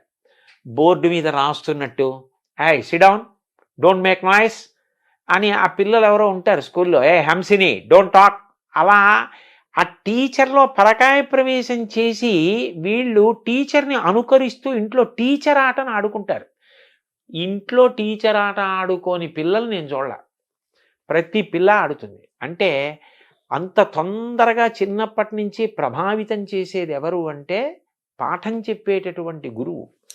గురువు వ్యక్తిగత జీవితం కూడా శిష్యుడి మీద అంత ప్రభావం చూపిస్తుంది. ఆయన నైతిక విలువలు, ఆయన మార్గదర్శనం చేసే విధానం, ఆయన ఉద్ధాన పతలాలు ఎదుర్కొన్న తీరు, ఆయన ఎలా విలువలకు కట్టుబడతాడు అన్నది పిల్లల్ని చాలా ప్రభావితం చేస్తుంది. అందుకని మనం ఏ వస్తువుని ముట్టుకుంటున్నాము అన్నదాన్ని బట్టి ముట్టుకుంటున్న వాడికి కూడా దానికి తగినటువంటి రీతిలో ఉండవలసిన అవసరం ఉంటుంది. అందుకని గురువులు కూడా పిల్లలు సక్రమంగా ప్రభావితులయ్యేటట్టుగా వ్యక్తిగత జీవితంలో క్రమశిక్షణ పాటించడం అవసరం అయి ఉంటుందండి. అంటే మీరు ఇందాక అన్నారు పిల్లల్లోని ప్రతిభని, పిల్లల్లోని ఆసక్తిని గమనించే వాళ్ళ తల్లిదండ్రులు పిల్లల్ని వాచ్ చేస్తూ వాళ్ళలో ఉన్న ప్రతిభని గమనించి వాళ్ళు ఆ విధంగా అటువైపు తీసుకెళ్తే వాళ్ళు గొప్పవాళ్ళు అవుతారు. ఎంచుకుని ఏ రంగమైనా కావచ్చు, సంగీతం కావచ్చు, సాహిత్యం కావచ్చు, మ్యాథమెటిక్స్ కావచ్చు. అలాగే గురువులు కూడా విద్యార్థిలోని ప్రతిభని గమనించి ప్రోత్సహించి మార్గదర్శనం చేసేవాడు గురువు యొక్క పాత్ర కూడా చాలా గొప్పది కదా. చాలా గొప్పదండి. సో తల్లిదండ్రులకి ఎలాగైతే పెంపకము ఎలాగైతే మనం అనుకున్నామో వాళ్ళకు కూడా క్లాసులు చెప్పాలి, వాళ్ళకు కూడా మనం బోధించాలి, వాళ్ళలో కూడా మార్పు రావాలి అని అనుకుంటున్నాము. గురువులకు కూడా పాఠాలు చెప్పాల్సిన పరిస్థితిలోకి వచ్చేసింది కదా ఇప్పుడు. అవి కూడా చేపడతారా మీరు? అది కూడా అంటే నాకు తెలిసినంత వరకు గురువులు క్రమశిక్షణాయుతంగానే ఉంటారు. కాకపోతే వాళ్ళ యొక్క గొప్పతనాన్ని, వాళ్ళ యొక్క కర్తవ్యత నిష్టని వాళ్ళు సమాజ నిర్మాణంలో ఎంత కీలకమైన పాత్ర పోషిస్తున్నారు అన్నది వాళ్ళు ఒక్కసారి జ్ఞాపకం తెచ్చుకొని మేము ఇంత గొప్ప స్థితిలో ఉన్నాం, ఇంత గొప్ప ప్రభావితం చేయగలిగిన స్థితిని పొంది ఉన్నామని సంతోషించి పునరంకితం కావడానికి వాళ్ళకి కూడా అవసరమే. వాళ్ళతో కూడా మాట్లాడడం అన్నది అవసరమై ఉంటుంది. వాళ్ళకి కూడా 4 మంచి మాటలు, అయ్యా మీ వల్ల ఇంత ప్రభావితులు అవుతారు అని చెప్పవలసి ఉంటుందండి. తల్లిదండ్రులు, గురువులు, పిల్లలు అందరికీ మూకుమ్మడిగాను చెప్పాల్సిన అవసరం ఉంది, ఇండివిజువల్గాను చెప్పాల్సిన అవసరం చాలా ఉంటుందండి. అయితే ఒకప్పుడు టీచర్లు కానీ లెక్చరర్స్ కానీ వాళ్ళ కెమిస్ట్రీయో, ఎకనామిక్సో, హిస్టరీయో, ఇంగ్లీష్ ఆ పాఠాలు ఎంత అవసరమో చెప్తూ అనేక మిగతా అంశాలు, జనరల్ నాలెడ్జి, కళలు, సంస్కృతి, చరిత్ర మిగతా అంశాలు కూడా చెప్తూ విద్యార్థిని అద్భుతంగా తీర్చిదిద్దే వాతావరణం ఉండేది. నేను మొన్నటి వరకు ఉండేది. ఇప్పుడు కూడా కొంతమంది అక్కడక్కడ ఉంటారు. వాళ్ళు కూడా తగ్గుతున్నారు కదా. సో మళ్ళీ ఆ పూర్వ సంస్కృతి మళ్ళీ వస్తే అది చాలా గొప్పగా ఉంటుందండి. అదే ఆ బహుముఖ ప్రజ్ఞ ఒక పాఠం చెప్తూ అనుషంగికంగా అనేక విషయాల్ని దాంట్లో ప్రతిపాదించడం చేత విద్యార్థి చాలా ప్రభావితులవుతాడు. అయితే దానికి ఏమవుతుంది అంటే ఉపాధ్యాయుడు నిరంతరం చదవవలసి ఉంటుంది. అనేక విషయాలు తాను తెలుసుకుని నిన్న చెప్పిన పాఠాన్ని ఇవాళ చెప్పవలసి వస్తే నేను ఇంకా అంతకన్నా అందంగా చెప్పడానికి నేను సిద్ధపడాలన్న ఉత్సాహం ఉండాలి. అన్నిటికన్నా అవసరం ఏమిటంటే పాఠం చెప్పేటప్పుడే వాడికి ఆ వింటున్న పిల్లవాడికి క్రమశిక్షణ, తాను పొందుతున్న విద్య వలన సమాజ హితానికి ఉపయోగించాలి తప్ప అది స్వార్థానికి ఉపయోగించకూడదు అన్న ఒక పూనిక కలిగేటట్టుగా చెప్పవలసిన అవసరం ఉంటుందండి. అది చాలా అవసరం. ఎందుకనంటే మీరు చూడండి, ఒక్కొక్క తరగతి దాటుతూ వెళ్ళిపోతున్నాడు అనుకోండి, అతను ఒక పెద్ద పదవిని అధిష్ఠించడానికి సిద్ధపడిపోతున్నాడు. ఇప్పుడు ఆ చదువు అన్నది ఒకటే మీరు ఇచ్చేసి పంపించేశారనుకోండి, అప్పుడు అతను దాన్ని సమాజహితానికి వాడచ్చు, స్వప్రయోజనానికి వాడుకోవచ్చు. అట్లా కాకుండా దీని వలన నీకు అనంత విభూతి కలుగుతోంది, అనంత శక్తి, సామాన్యమైన శక్తి కాదు, దీన్ని నువ్వు సమాజపరం చేయాలి తప్ప దీన్ని నువ్వు స్వార్థానికి వాడుకోకూడదు అన్న విషయం పాఠంతో పాటుగా వెళ్ళిపోవాలి. వెళ్ళిపోతే అది హెచ్చరికగా, అది ఉపదేశంగా తీసుకుంటాడు. చూడండి, ఏష ఉపదేశ ఏష ఆదేశ అన్నట్టు ఉపదేశం ఉండాలి, ఆదేశం ఉండాలి. అందులోని రెండు ఉంటే వాడికి జీర్ణం అవుతుంది. నువ్వు ఇంత గొప్ప వైద్యుడి అయ్యావు, సమాజ హితం ప్రధానం తప్ప నీవు సంపాదించుకోవడం ప్రధాన ప్రయోజనం కాకూడదు. సంపాదించుకోవద్దని ఎవ్వరనరు, కానీ ప్రధాన ప్రయోజనం కాకూడదు. ఒక ఇంజనీర్కి అంతే, ఒక టీచర్కి అంతే, ఒక ఉద్యోగికి అంతే. ఎంత గొప్ప స్థితికి వెడుతున్నాడో అంతగా సమాజ హితాన్ని చూడడం అలవాటు కావాలి. ఆ కోణం రావాలండి. ఈ ప్రయాణంలో జాతి నిర్మాణంలో, సంస్కృతి యొక్క పరిరక్షణలో, వికాసంలో భాష యొక్క పాత్ర, ప్రభావం దాని చాలా పెద్దది, గొప్పది, ముఖ్యమైనది కదా. ఇప్పుడు మనకు తెలుగు భాష దూరం అవుతుంది మన విద్యా విధానంలో. అంతా ఇంగ్లీష్ మీడియం వస్తుంది, తెలుగు దూరం అవుతుంది. సో తెలుగు భాషని నిలబెట్టుకోవడం, కాపాడుకోవడం చాలా ముఖ్యం కదా. అది కూడా చాలా బాధ్యతాయుతమైన అంశం కదా. దాన్ని ఎలా చూడాలి? అప్పుడు తెలుగుకి సంబంధించినంత వరకు ఏ నైతిక విలువలు, నీతి, నియమం, క్రమశిక్షణ ఇలాంటివి మీరు బోధించాలనుకుంటున్నారో అవి తెలుగులో చెప్పడం వల్లే బాగా మనిషిలోకి ప్రవేశించే అవకాశం ఉంటుంది. ఎందుకనంటే అది మాతృభాష కదండి. ఇప్పుడు ఆంగ్ల భాష వద్దు అని చెప్పడం కూడా సాధ్యం కాదు. కానీ రెండింటికి కూడా సమాన గౌరవం ఉండాలి. ఎందుకంటే ఇంగ్లీష్ అనేటటువంటిది భార్య, తెలుగు అన్నది తల్లి. ఒక వ్యక్తి సంతోషంగా ఎప్పుడు ఉంటాడు, ఇంటికి వచ్చేటప్పటికీ తల్లి తన భార్య హాయిగా కలిసిమెలిసి ఉన్నారనుకోండి, సుఖంగా ఉంటాడు. నీకు తల్లా భార్య అంటే ఏం చెప్తాడు? తల్లి ఉండాలి, భార్య ఉండాలి. ఇద్దరూ అన్యోన్యం ఎంతో ప్రేమగా ఉన్నప్పుడే ఆయన సంతోషంగా ఉంటాడు. ఇంగ్లీష్ అన్నది తాను ఇంకా ఇంకా వృద్ధిలోకి రావడానికి, ఇంకా ఎక్కువ గ్రంథాలు చదువుకోవడానికి, తాను బాగా పరిఢవిల్లడానికి ఉపయోగపడాలి. తెలుగు అన్నది మౌలికంగా తను ఎక్కడ పుట్టాడు, ఆ సంస్కృతి ఏమిటి, ఆ సంస్కృతిని నిలబెట్టుకోవడానికి, తను ధరించడానికి, అందులో ఉన్న వాంగ్మయం, దానికి ఉన్న కళలు, వాటిని పోషించుకోవడానికి అది అవసరం. ఒక తెలుగువాడిగా పుట్టినవాడు తెలుగు సంస్కృతిని పోషించుకోవాలి. సంస్కృతి పోయిందనుకోండి అర్థమే లేదు, మూలమైపోయినట్టు. ఆ సంస్కృతిలో భాష భాగం కాదు, ప్రధానమైన భాగం కాదు. కాబట్టి తెలుగు అనేటటువంటిది ఈ నైతిక విలువల బోధనకి తెలుగులో ఉంటే పిల్లలకి తేలికగా అర్థమవుతుంది. ఇప్పుడు మీరు ఆంగ్ల భాషలో ఏదో వేమన శతకం చెప్పడం కన్నా, ఆంగ్ల భాషలో సుమతీ శతకం చెప్పడం కన్నా, సుమతీ శతకాన్ని తెలుగులో చెప్పడం ఎంత తేలిగ్గా ఉంటుంది. సుమతీ శతకం తెలుగులో చెప్పు, షేక్స్పియర్ గురించి ఇంగ్లీష్లో చెప్పు, ఎవరు కాదంటే కబీర్ గురించి హిందీలో చెప్పు. అందుకని నీతి, నియమం ఇలాంటివి చెప్పవలసి వచ్చినప్పుడు తెలుగులో చెప్పడమే అందం. అంటే 1వ తరగతి నుంచి ఇంటర్మీడియట్ వరకు సరే ఇంగ్లీష్ అవసరము, సమాజం, ఉద్యోగము అవసరం, ఎవరు కాదంటం లేదు. అదేం కొత్త విషయం ఏం కాదు. ఇంగ్లీష్ తెలుగు వాళ్ళకి కొత్తదేం కాదు. సర్వేపల్లి రాధాకృష్ణన్ ఆయనకంటే ఎవరున్నారు గురువు? ఆయనకి అంత ఇంగ్లీష్ వచ్చు, తమిళ వచ్చు, చాలా భాషలు వచ్చు కదా. పివి నరసింహరావు ప్రధానమంత్రిగా చేశాడు, ఆయనకి ఎన్ని భాషలు వచ్చు. ఎన్ని భాషలే నేర్చుకోవాలి, కానీ మన తల్లి భాషను కాపాడుకోవాలి. మీరు ఎథిక్స్ అవన్నీ బాగా చేరాలంటే మాతృభాషలన్నీ బాగా చేరతాయి. కాబట్టి కనీసం 1వ తరగతి నుంచి ఇంటర్మీడియట్ వరకు తెలుగు కంపల్సరీగా ఒక సబ్జెక్టుగా ఉండాలి. మీరు అన్నట్టుగా ఎథిక్స్, వాల్యూస్ బాగా చేరాలి అంటే తెలుగు మాతృభాష, ఏ భాష అయితే ఆ భాష, మన తెలుగు కాబట్టి తెలుగు తప్పనిసరిగా ఉండాలి అనేది మీరు చెప్పే అంశం. సో ఆ విధంగా కూడా మీ కృషి చేస్తారు, ప్రభుత్వానికి ఈ విషయాలు కూడా తెలియజేసే ప్రయత్నం చేస్తారు. అయితే ఆరోగ్యం కూడా చాలా ఇంపార్టెంట్. మీరు ప్రారంభం అన్నారు ఫిట్నెస్ గురించి, దృఢత్వం. ఇప్పుడు మీరు అన్నారు నాకు ఒకప్పుడు బాగా ఉండేవాడిని, ఇప్పుడు కాస్త కళ్ళజోడు వచ్చింది, కొంచెం మోకాళ్ళ నొప్పులు వచ్చినాయి అంటే ఇప్పుడు 60 దాటిన తర్వాత, 50 దాటిన తర్వాత ఇప్పుడు చిన్నపిల్లలకే కళ్ళజోడులు వచ్చేస్తున్నాయి. సో కాబట్టి ఆరోగ్యం కూడా చాలా ఇంపార్టెంట్ కదా. సో ఆరోగ్యం పట్ల ఒక అవగాహన కలిగించటము, ఆహార నియమాలు, ఇవి కూడా యువతని, బాల్యాన్ని శక్తివంతంగా నిర్మాణం చేయడంలో ఆరోగ్యం యొక్క పాత్ర చాలా ముఖ్యం కదా. వాటిని కూడా మీరు టచ్ చేస్తారా? ఖచ్చితంగానండి, అనుమానం లేకుండా. నేను పిల్లల్ని ఉద్దేశించి చేసినటువంటి ప్రసంగాల్లో దీన్ని స్పృశించకుండా ఎప్పుడూ మాట్లాడను. ఎందుకనంటే అసలు మూలం శరీరమే కదండి.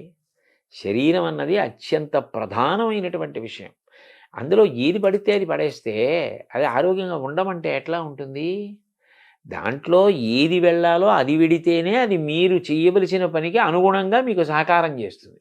కాబట్టి దాని విషయంలో పరాకు పనికిరాదు. 2, మీరు ఒకటి గమనించండి, అనారోగ్యం తనంత తాను మీ ప్రమేయం లేకుండా అనుకోకుండా వచ్చిందనుకోండి, అది వేరు, దానికి ఎవరిది తప్పు కాదు. ఆరోగ్యం మీద ప్రభుత్వం కోటాను కోట్ల రూపాయలు ఖర్చు పెట్టవలసిన అవసరం లేకుండా పౌరులు ఎవరికి వారు ఆరోగ్యంగా ఉండడం పట్ల జాగ్రత్త వహించడం అలవాటై జాతి గౌరవంగా ఆరోగ్యంగా ఉండడం అలవాటు చేసుకుందనుకోండి, వైద్య ఆరోగ్య శాఖ మీద ఎంత ఖర్చు తగ్గుతుందంటారు? ఒక్క డిస్పోజబుల్ నీడిల్ వాడాలి అంటే, కొనాలి అంటే ఎంత అవుతుంది? ప్రతిరోజు కొన్ని లక్షల మందికి ఆ రక్తం తీయాలి అంటే డిస్పోజబుల్ నీడిల్స్ వాడాలంటే ఎన్ని కోట్ల రూపాయలు అవుతుంది. అది వాళ్ళ ప్రమేయం లేకుండా వాళ్ళు ఏ తప్పు చేయకపోయినా ఏదో అనారోగ్యం వచ్చిందనుకోండి, అది ఎవరు దాన్ని తప్పు పట్టరు. కానీ తను తినకూడనివి తినడం, తను త్రాగకూడనివి తాగడం, తను వ్యసనపరుడు కావడం, తను వ్యాయామం చేయకపోవడం, 4 అడుగులు నడవకపోవడం, వయస్సులో ఉండి 1 కిలోమీటర్ కూడా పరిగెత్తకపోవడం, అసలు సంధిబంధముల పట్ల జాగ్రత్త లేకపోవడం, దాని వలన అనారోగ్యం తెచ్చుకోవడం, వేలకి వేలు లక్షలకి లక్షలు ఖర్చు అయిపోతూ ఉండడం, ఇదంతా నిరర్ధకమైన విషయం కదా. అది 2 మానసికంగా కూడా చాలా తీవ్రమైన పరిస్థితిని కల్పిస్తుందండి. ఇప్పుడు నేనే ఉన్నాను, ఎక్కడికో ప్రవచనానికి వెళ్ళాలి. నేను ప్రవచనానికి వెళ్ళడం నా ఆరోగ్యం దాని మీద ఆధారపడదు. చుట్టుపక్కల ఉన్న వాళ్ళు కూడా ఆరోగ్యంగా ఉన్నప్పుడే అందరూ ఎవరి కర్తవ్యం వాళ్ళు చేయగలరు. వినేవాడు కూడా ఆరోగ్యంగా ఉండాలి, అది మీరు చెప్పింది వాడు వినాలి కదా. అందుకని ఇది చాలా అవసరం అండి, చాలా చాలా ముఖ్యమైన విషయం అది. సో విద్యాశాఖ, సాంస్కృతిక శాఖ, క్రీడా శాఖ, ఇన్ని శాఖల మధ్య సమన్వయం చేసుకుంటూ వెళ్ళాలి. మీరు అంత బాధ్యత గల పాత్రలోకి మీరు పోషించాల్సి వస్తుంది. అంటే నేను పోషించడం మీరంటే సలహా చెప్పడం వరకు, మీ వరకు మీ మనసులో ఒక ప్రణాళిక అది అక్కడ వరకు. ఇవి అన్నీ కూడా విద్యార్థుల విషయంలో అత్యంత అవసరమైన విషయాలండి. నా వరకు నాకైతే విద్య నేర్పుట అన్న మాటలో పిల్లాడికి చదువు చెప్పడం, పుస్తకాల్లో ఉన్న విషయం చెప్పడం ఒక్కటి కాదు అని నేను బాగా నమ్ముతాను. ఒక పిల్లవాడు శారీరకంగా పెరగడం, మానసికంగా పెరగడం, నీతి నియమాలు తెలిసి ఉండడం, భగవంతుడు వాడికి ఏ తెలివితేటలు ఇచ్చాడో ఆ తెలివితేటల్లో వాడు చాలా బాధ్యత కలిగిన పౌరుడు కావడం. విద్య, ఆరోగ్యము, క్రీడలు, కళలు, చరిత్ర, సంస్కృతి, మానసిక, శారీరక, సామాజిక అన్ని రకాల వైభవాన్ని వాడు పొందాలి. పొందితే అమ్మో, లేకపోతే తరం మారేటప్పటికీ దేశం ఇంకా ఉన్నతిని పొందాలి. కానీ దేశం పతనం వైపుకి వెడితే ఎక్కడో తేడా జరుగుతోంది, ఎక్కడో దోషం జరుగుతోందని గుర్తు కదండి. ఆ విషయంలో ఎంతో జాగ్రత్త తీసుకోవలసిన అవసరం ఉంది కదా. సో ఇన్ని శాఖల మధ్య సమన్వయం జరగాలి, ఉండాలి. అది మనం చేసేది కాదు. అన్ని సమన్వయాలు మనం చేయలేము. ప్రభుత్వం మనం ఎంతవరకు అంటే దీని అవసరాన్ని మనం నమ్మినది ఏదో అది త్రికరణ శుద్ధిగా చెప్పడం వరకు మన కర్తవ్యం. ఈ క్రమంలో ప్రభుత్వము, ప్రజలు ఇద్దరూ భాగస్వామ్యం ఇవ్వాలి కదా, కేవలం ప్రభుత్వం కాదు కదా, ప్రజలు అవ్వాలి కదా. ఇందులో సంకుచిత దృష్టి వదిలిపెట్టాలండి. ఎంత వదిలిపెట్టాలి అంటే, చాగంటి కోటేశ్వరరావు గారు ఇవాళ ఏదో పదవిని ఆశించి వెళ్ళిపోయాడు, ఇలాంటి అక్కర్లేని ఆలోచనల కన్నా ఆయన వయసుని ఆయన దృష్టిలో పెట్టుకుని పిల్లలకి 4 మంచి మాటలు చెప్పడం కన్నా, 4 పిల్లలకి నా జీవితం పనికొస్తే, నా శ్వాస పనికొస్తే అంతకన్నా నాకు సంతోషం ఏమిటని వెళ్ళాడని అర్థం చేసుకోగలిగిన విషయంగా ఇతరులు కూడా జాగ్రత్త పడాలి. అందరూ సంకుచిత బుద్ధిని విడనాడి పిల్లల విషయంలో మాత్రం చేతులు కలిపి ఒకటిగా నిలబడితేనే జాతి నిర్మాణం జరుగుతుంది. అంటే ఒకప్పుడు మనం తల్లిదండ్రుల గురించి మాట్లాడుకున్నాము, గురువుల గురించి మాట్లాడుకున్నాము. ఒకప్పుడు మనకు అమ్మమ్మలు, బామ్మలు, పెద్దవాళ్ళు భారత, భాగవత, రామాయణ కథలు చెప్పేవాళ్ళు. అది కూడా మనం దూరం అవుతున్నాం కదా. సో వాళ్ళని కూడా మనం ఇన్వాల్వ్ చేయాలి, తాతల్ని, అమ్మమ్మల్ని, నాయనమ్మల్ని కూడా. అయ్యో, అసలు నిజానికి నా దృష్టిలో అయితే తాతగారి పక్క మనవడికి విశ్వవిద్యాలయం. అదే తాతగారు మనవణ్ణి పక్కన పడుకోబెట్టుకుని వాణ్ణి గుండెల మీద జోకొడుతూ తాతగారు చెప్పినటువంటి కథలే ఉన్నాయో మనవడికి జీవితాంతం జ్ఞాపకం ఉండిపోతాయి. ఆయన అనుభవజ్ఞుడు, జీవితంలో ఎన్నో ఎత్తుపల్లాలు చూసినవాడు. అటువంటి తాత పక్కన పడుకుని తాతగారు చెప్పిన మాటలు వినడం మనవడికి జీవితంలో గొప్ప అదృష్టం. తాతగారు చెప్పిన మాటలు వినాలి, తాతగారి పక్కన కూర్చోవాలి, నాయనమ్మ పక్కన కూర్చోవాలి. ఎందుకు వచ్చాయండి రామాయణ, భారత, భాగవతాలు? అవన్నీ ఏవో సంకుచితమైనవి అని అనుకోకూడదు. పొగట్టకి లొంగిపోయి ఎంత శక్తి ఉన్నవాడైనా శల్యుడు ఏమైపోయాడు? ఆనాడు భారతదేశంలో కృష్ణుడు ఎంత గొప్ప సారథో శల్యుడు అంత గొప్ప సారథి. కానీ పొగట్టలకి లొంగిపోయి చిట్ట చివరికి శల్య సారథ్యమన్న అప్రతిష్ట తెచ్చుకున్నాడు. నీకు ఎంత శక్తి ఉన్నా పొగడ్తలకి లొంగిపోయే బలహీనత ఉంటే అలా అయిపోతా ఉండడానికి ఇంకా శల్యుడి కన్నా ఉదాహరణ ఎవరుంటారు? ఎలా మహాభారతం పనికిరాని గ్రంథమైంది? ఏది ఎవరికి ఎంతవరకు అవసరమో అంతవరకు దాన్ని అంత అందంగా చెప్పడంలో కృతకృత్యులం కావాలి. అంతేగాని ప్రతిదాన్ని విమర్శించడంలో, ప్రతిదాన్ని తక్కువ చేయడంలో మనం గొప్పవాళ్ళం అయిపోతామా? అవ్వం. సమస్యకు పరిష్కారం కావాలి కానీ సమస్యను మధ్య మాట్లాడుకోవడం పిల్లల విషయంలో పిల్లలకి ఏది చెప్పి ఎలా చెప్తే వాళ్ళు వృద్ధిలోకి వస్తారన్నది చాలా ప్రధానం. వాడు నీతి నియమాలు పాటించాలి. వాడు మంచి విద్యార్థిగా తయారైతే తల్లిదండ్రులకి బాసట, అన్నదమ్ములు, అక్క చెల్లెళ్ళు, ఆ వీధిలో ఉన్నవాళ్ళు, ఆ ఊళ్ళో ఉన్నవాళ్ళు, ఆ దేశంలో ఉన్నవాళ్ళు, ప్రపంచం ఎంత సంతోషిస్తుందండి ఒక్క వ్యక్తి అలాంటి వాడు తయారైతే. ఇక అలా కానీ ఒక రాష్ట్రంలో విద్యార్థుల పట్ల కర్తవ్య దీక్షతో నడిపించగలిగితే, ప్రయత్నం చేస్తే నా నమ్మకం ఏంటంటే పిల్లలు వింటారు. అది నా నమ్మకం. సో మీ జీవితాన్ని తరచు చూసుకుంటే నేను ఒక మంచి బాలుడుగా, మంచి యువకుడుగా, మంచి విద్యార్థిగా, మంచి ఉద్యోగుడుగా, మంచి శ్రోతగా, మంచి పాఠకుడుగా, మంచి ఉపన్యాసకుడుగా ఉండటం వల్ల నాకు ఇంత గుర్తింపు వచ్చింది అనే ఒక భావన మీకు కలుగుతుంటుంది. అంటే గుర్తింపు వచ్చింది అన్న గుర్తింపు అంటే భావన కన్నా మానసికమైన అంశం. నేను అనుకునే విషయం ఏమిటంటే ఋషిప్రోక్తమైన వాంగ్మయానికి కాలదోషం లేదన్నది నిరూపింపబడింది అనిపిస్తూ ఉంటుంది. ఎందుకనంటే నేను చాగంటి కోటేశ్వరరావు గారు అనేటప్పటికీ ఓ పంచి కట్టుకుని, ఓ ఉత్తరీయం వేసుకుని ఏదో రామాయణమో భారతమో భాగవతంలో చెప్తున్నటువంటి వ్యక్తి అని లోకంలో ఒక ముద్ర. నేను ఉద్యోగానికి వెళ్ళినప్పుడు ప్యాంటు షర్టు వేసుకునేవాడిని. నేను ప్యాంటు చొక్కాతో ఎప్పుడైనా ఎక్కడైనా కనపడ్డాను అనుకోండి, చాలామంది నన్ను చూసి మిమ్మల్ని గుర్తుపట్టలేకపోయామండి, మీరు ప్యాంటు చొక్కాతో ఉన్నారు ఇవాళ అంటారు. అంటే చాగంటి కోటేశ్వరరావు అంటే ఓ పంచి కట్టుకుంటాడు, రామాయణం చెప్తాడు. అంటే ఇవాళ రామాయణ భారత భాగవతాల ద్వారా వాళ్ళు ప్రయోజనం పొందిన కారణం చేతనే నాకు గుర్తింపు వచ్చింది. నేను రామాయణము మానవీయ సంబంధములు అని విశాఖపట్నంలో ప్రవచనం చేశానండి. భార్యాభర్తల యొక్క అనుబంధం గురించి నేను మాట్లాడాను. రామాయణంలో ఎలా ప్రతిపాదించారన్నది చెప్పా. దాన్ని శ్రీ వెంకటేశ్వర భక్తి ఛానల్ ప్రత్యక్ష ప్రసారం చేసింది. ఆ తర్వాత ఎంతమంది విడాకుల కోసమని చెప్పి న్యాయస్థానాల్లో దరఖాస్తులు చేసుకున్న దంపతులు కూడా తిరిగి కలుసుకున్నారు. విడాకులు తీసుకున్న వాళ్ళు కలుసుకున్నారు. ఇది గొప్ప ప్రభావం కదా. అంటే రామాయణానికి కాలదోషం లేదు కదా. అంటే ఆ మాటకి అంత గొప్ప కావ్యాన్ని నిర్మాణం చేశాడు. అది ప్రాతిపదిక ఉంటే కదా అసలు మనం మాట్లాడడం. అది ఎంత బాగా రాశారు, ఎంత గొప్ప విషయాలు అని నాకు ఆనందం కలుగుతుంది. అవి ఈ జన్మలో భగవంతుడు వాటిని ముట్టుకోవడానికి, వాటిని చదువుకోవడానికి, వాటి మీద అంత నమ్మకం కలగడానికి, అంత నమ్మకంతో చెప్పడానికి నాకు ఒక ధృతిని ఇచ్చాడని సంతోషిస్తూ ఉంటానండి. మీరు మీ జీవన విధానం అంతా మీకు తెలిసింది, మీ జీవితం మీకు తెలిసింది. అవును, మీకంటే ఎవరికి ఎక్కువ తెలియదు. అవును. కానీ నేను ఇటువంటి వాతావరణం నుంచి వచ్చిన వాడిని ఈరోజు మంత్రి హోదాతో ఒక పదవి నాకు ఇస్తున్న అనౌన్స్ చేశారు అనగానే రాష్ట్ర ప్రభుత్వం ఏమనిపించింది సార్ ఫస్ట్ ఇది వినగానే? అయితే మీరు వేసిన ప్రశ్న చాలా గంభీరమైన ప్రశ్న వేశారు నన్ను. ఇందులో నేను మీతో ఏ అరమరిక లేకుండా ఒక విషయం ప్రస్తావిస్తాను. నాకు ఈ పదవి ఇచ్చినప్పుడు నన్ను మొట్టమొదట అందరూ అడిగింది ఏమిటంటే, మీరు దీన్ని తీసుకుంటున్నారా అని అడిగారు.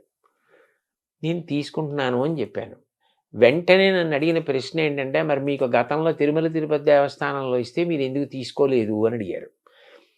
ఇప్పుడు ఒకటి తీసుకోవడం, ఒకటి తీసుకోకపోవడం అన్నది కేవలం మన వ్యక్తిగత అభిప్రాయం ఒకదాని మీదే ఉండదండి.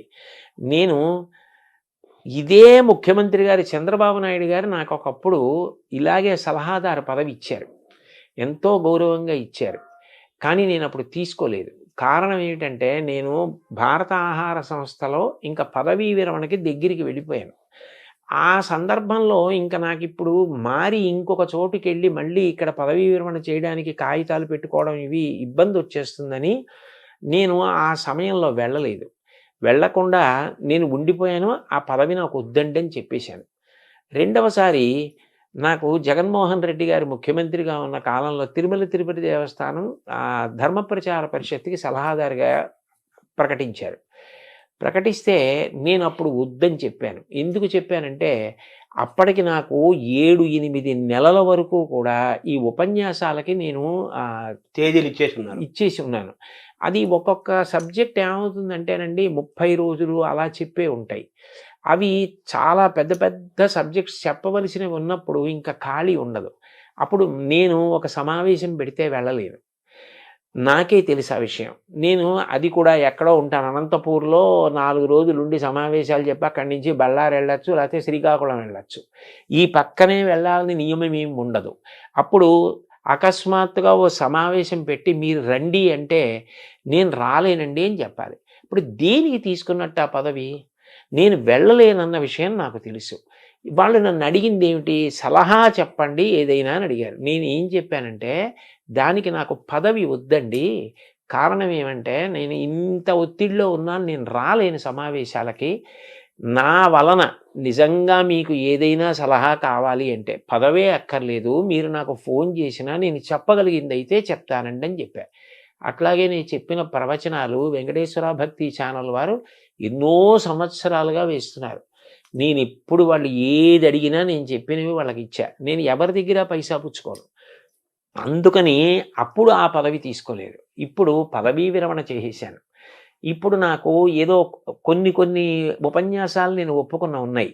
కానీ నేను దీని గురించి ఒక స్పష్టత వచ్చి పిల్లలకి చెప్పడానికి నేను కాలాన్ని ప్రణాళిక చేసుకోవడానికి నాకు అవకాశం ఉన్నటువంటి సమయం. అందుకని ఇది అంగీకరించాను. కానీ యథార్థానికి నాకు ఈ స్థాయి కావాలి, ఆ స్థాయి కావాలని నేను అడగలేదు.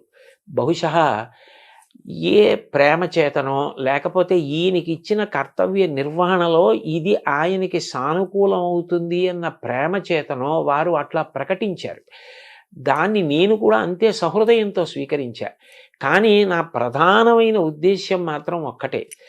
నేను పిల్లలకి ఉపయోగపడగలిగిన 4 మంచి మాటలు పిల్లలకి చెప్పగలిగిన నా వల్ల ఒక్క పిల్లవాడు తన మార్గాన్ని మార్చుకుని చెడు వైపుకు వెడుతున్న పిల్లవాడు ఇది చెడు వద్దు అని మారగలిగిన నీ దేశానికి గొప్ప సేవ చేసినట్లు భావిస్తా.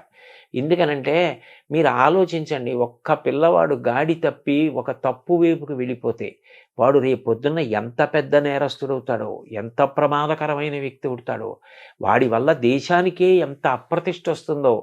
నేను చెప్పిన మాటలు ఒక్క పిల్లాడినటువంటి మార్గం నుంచి తప్పించగలిగాయనుకోండి. మా అమ్మ 9 నెలలు కష్టపడి కని ప్రసవ వేదన పొంది నన్ను ప్రసవించినందుకు నా జన్మకి సార్థక్యం. ఒకటి మాత్రం నేను మనసు విప్పి త్రికరణ శుద్ధిగా చెప్తున్నాను శర్మగారు మీకు, నేను బ్రతికినంత కాలం బ్రతకను. ఎందుకనంటే 65 ఏళ్ళు వచ్చాయి. ఇంకో 65 ఏళ్ళు మాత్రం ఒక్కనాటికి బ్రతకను.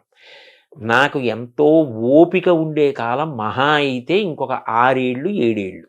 ఆ తర్వాత శరీరం శిథిలం అవ్వడం అనేది సహజంగా ఉంటుంది. ఇంత ఓపిక కూడా ఉండదు.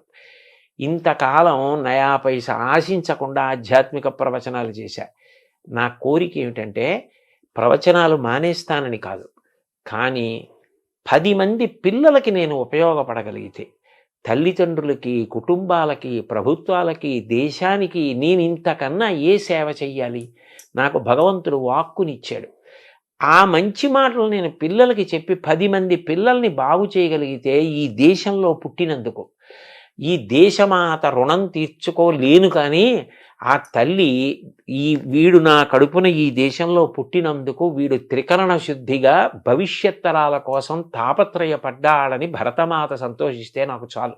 అదే 10,000 దాని కొరకు అంగీకరించాను. కానండి నిజానికి ఇతర విషయాలు వాళ్ళు ప్రేమతోటి గౌరవంతో ఇది బహుశా ఈయనకి ఉపయోగపడుతుందని కల్పించిన స్థానం అని నేను అనుకుంటున్నాను. దానివల్ల మీకు సహజంగా తీసుకున్నారు. నేను ఎవరిని ఇది ఇవ్వండి అని ఎప్పుడు అడగలేదండి. అది కూడా కేంద్ర మంత్రి కేబినెట్ హోదా అన్నా కదా సహజంగా తీసుకున్నారుగా, దానికే మీరు అది వస్తుందని ఇది తీసుకోలేదు. ఇది చెయ్యాలి కాబట్టి ఒప్పుకున్నానంతే. వాళ్ళు ఏదో ఏర్పరిచారని. అయితే మీ కార్యక్షేత్రము ఎలా ఉంటుంది? తర్వాత మీ ఏ స్వేచ్ఛతో మీరు ప్రవచనాలు చెప్పటము, గో సంరక్షణ ఏం నడుస్తూనే ఉంటాయి. అయ్యో అది ఇప్పుడు అకస్మాత్తుగా పూజ పూర్తయితే అక్షతలు నీళ్లు వదిలేసినట్టు వదిలేసేది కాదు కదండి. అది నా సప్తధాతువుల్లో జీర్ణం అయిపోయిన విషయం. అవును, అది నాకు ఎంతో సంతోషకరం. అది నేను వదిలిపెట్టేయలేను. నేను ఎప్పుడూ భగవంతుణ్ణి ప్రార్థన చేసేది కూడా ఒకటే. నేను ఒక ప్రవచనం చేసేటప్పుడు నా దృష్టి అన్య విషయాల వైపుకి వెళ్ళదు. ఎప్పుడైనా పూజ చేసేటప్పుడు వెళ్ళొచ్చేమో, జపం చేసుకునేటప్పుడు వెళ్ళొచ్చేమో, ప్రవచనం చేసేటప్పుడు కుదరదు. ప్రవచనం చేసేటప్పుడు దాని మీదే ఉంటుంది దృష్టి. అంటే ప్రవచనం చేసేటప్పుడు నేను వెళ్ళిపోగలిగితే భగవంతుని వైపే దృష్టి పెట్టి వెళ్ళిపోతానని నాకు ఒక పెద్ద ఆశ. అలాంటిది నేను ప్రవచనాలు వదిలేస్తానని ఎలా అనుకుంటాం? వదలలేను. కానీ నేననేది ఏంటంటే ప్రవచనానికి విద్యార్థులకి సంబంధం లేదని అనుకోకూడదు. నేను మొన్న విశాఖపట్నంలో ప్రవచనానికి వెళుతుంటే బోలెంతమంది పిల్లలు ఉన్నారు. నేను ఎందుకో వచ్చారు లా ఉందనుకుని సభలోకి వెళ్ళిపోయారు. రెండో రోజు కూడా సభలోకి వెళుతుంటే పిల్లలు అందరూ ఉన్నారు. నేను అందులో ఒక అమ్మాయిని పిలిచి అడిగా, అమ్మాయి ఏమి నువ్వు వచ్చావు అని అడిగాను. అడిగితే ఆ పిల్లంది, మాకు ఇది ఆధ్యాత్మిక ప్రవచనంలా అనిపించదండి, మాకు ఇందులో మేము పాటించవలసిన విషయాలు అనేకం అర్థమవుతున్నాయి. రాటు పోటు తట్టుకుని నిలబడ్డం అంటే ఏమిటన్నది మేము రాముడి గురించి మీరు చెప్తున్నప్పుడు వింటున్నాం. ఏ వయసు అమ్మాయి సార్ అప్పుడు?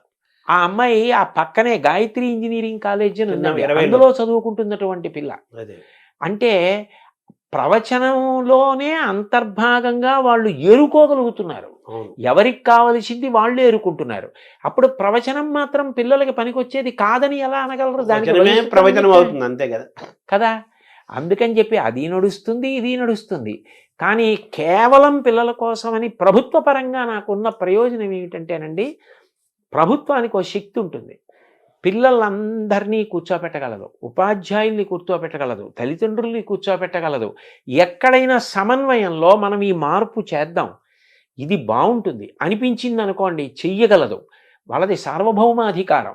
అప్పుడు నేను ఈ దేనికోసం ప్రయత్నిస్తున్నానో అది సాధించడం తేలిక. అంటే మనం అనుకున్న విద్యా నిర్మాణం ఒక కానీ మంచి పని చేయగలుగుతాం. వాళ్ళ చేతిలో వ్యవస్థలు ఉంటాయి.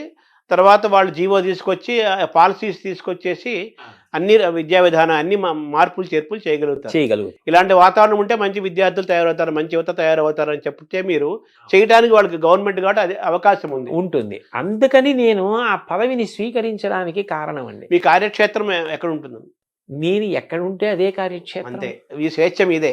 అంటే ఎందుకనంటే నేను ఎప్పుడు ఎక్కడ మాట్లాడుతున్నా ఇది మాత్రం మరింత బాగా గుర్తు పెట్టుకుని ఉంటాను. ఎందుకంటే సభలో 10 మంది పిల్లలున్నా పిల్లలకి పనికొచ్చే మాట కూడా కలపడానికి ప్రయత్నం చేస్తూనే ఉంటాను.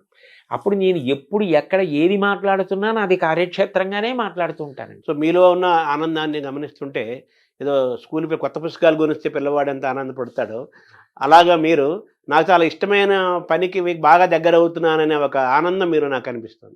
చాలా సంతోషం శర్మ గారు. మీతో నేను మనసు విప్పి ఈ సందర్భంలో ఒక విషయం చెప్తా. సాధారణంగా ప్రవచనాలకు పిలిచేవాళ్ళు ఏదో రామాయణం చెప్పండి, భారతం చెప్పండి, భాగవతం చెప్తానంటారు. నేను అంత సంతోషంగా చెప్తా. కానీ పిల్లలకి చెప్పడానికి అన్న కోరిక తీరాలని నేను పదవీ విరమణ చేసేసిన తర్వాత ధర్మవర్ధిని అని ఒక సంస్థని పెట్టి నేను ₹1,00,000 ఇచ్చాను ఆ సంస్థకి. ఇచ్చే ఆ సంస్థ పని ఏమిటంటే పిల్లల్ని ఉద్దేశించి మాట్లాడడం. దానికోసం ఒక పుస్తకం కూడా తయారు చేసి శ్రీకాకుళంలో డాక్టర్ హర్షవల్లి గారని నాకు సోదరీ సమానురాలు, ఆవిడ దగ్గర ఆ పుస్తకాన్ని ఆవిష్కరించి పిల్లలకు ఉచితంగా ఇచ్చి వాళ్ళకి శిక్షణా తరగతులు నడిపాం. అంటే ఇవాళ ఇందులోకి వెడుతున్నాననే కాదు, పదవీ విరమణ 2018లో చేసినప్పటి నుంచి నాకు ఈ ఆధ్యాత్మిక ప్రవచనంతో పాటు పిల్లలకి ఏదో చెయ్యాలి, పిల్లలకి మంచి చెప్పాలని ఏదో తాపత్రయం అండి. అందుకని ఇప్పుడు అది నాకు మరింత తేలిక కదు. అందుకని సంతోషంగా అంగీకరించాను.